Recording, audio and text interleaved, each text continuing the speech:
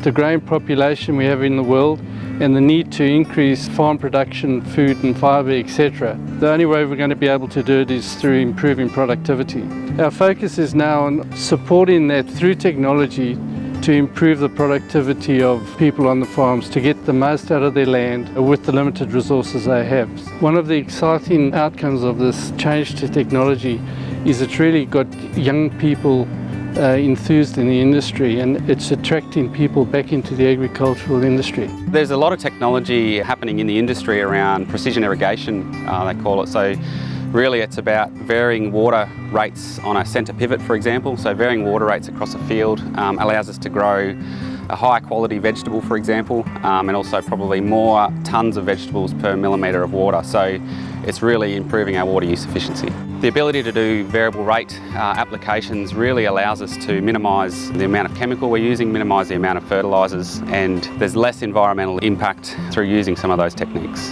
Traditionally, people would go and do a blanket rate of chemical, which is quite ineffective because a lot of the time you're just spraying dirt, whereas now we have optical sensors that can sense green as opposed to brown, and it'll spot spray those weeds, which we're talking savings of 60, 70, 80% chemicals, which is, one, is good for the environment, and two, is good for cost savings as well. We have yield monitoring on our combines. Of course, it's quite critical data into making decisions for growers. Yield mapping utilises GPS to get your location on Earth, and then we're taking a recording of yield, which is kilograms of grain that we're taking off that GPS coordinate. And then as we travel over time, we're getting a map of those points, which gives us a nice pretty picture of tonnes per hectare that we're going to get off the field. And that will generally vary across the field based on soil types, based on inputs that are there, and also rainfall.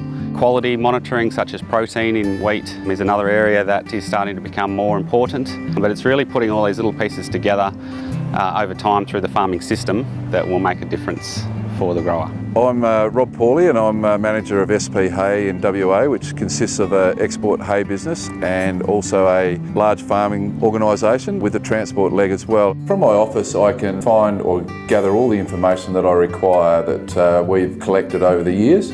We're currently looking at soil classes for one of our farms. This is a EM map that is used to, one, create VRT maps, two, we have yield mapping that is also gathered, and it's all put into a program called VA Gateway. This VA Gateway program is a GIS-based program that allows us to create VRT maps and also to identify and look at different soil types that are done through our EM and RMing of our farm. And then we export this VRT map into Apex with a John Deere system, and we're able to edit this and put it onto a thumb drive, which then allows us to upload that for the operators. A lot of customers, they want to get the crop off. That's the main objective, and sometimes the data gets forgotten about. So we now have the ability to connect wirelessly with equipment, which means we can take data off equipment and send it up to the cloud automatically without any interaction with the grower. We're analysing that data, turning that into prescriptions, which is all about applying variable applications of fertiliser, variable applications of chemical to minimise inputs for one, but also then maximise the output we're getting.